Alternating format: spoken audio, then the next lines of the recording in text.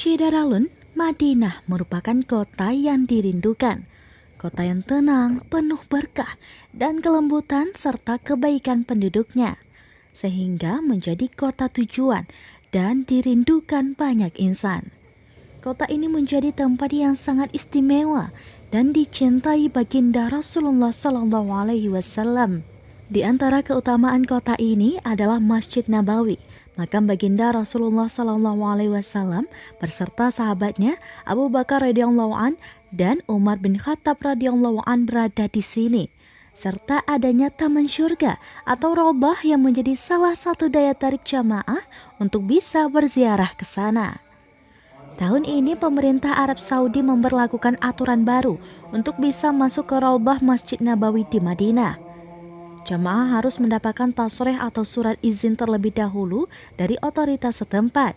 Petugas Haji Indonesia di Arab Saudi, Amin Handoyo selaku Kepala Deker Madinah menegaskan pihaknya akan menyiapkan tasrih bagi setiap jamaah haji Indonesia yang tiba di Madinah.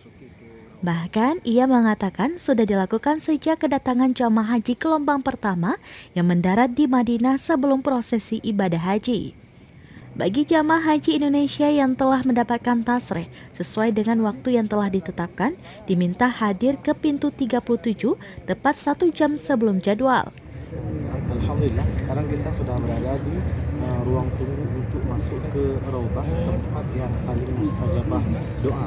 Nah, alhamdulillah juga semua jamaah haji Indonesia yang tiba di Madinah 2 hari setelah tiba Madinah semuanya mendapatkan tasrih untuk masuk ke Raudhah yang difasilitasi oleh Daker Madinah. Alhamdulillah. Beberapa jamaah haji Aceh sudah selesai mengunjungi Raudhah, bahkan ada yang sudah balik ke Aceh.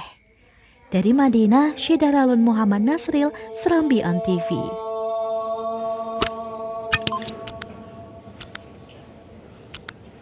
Hayran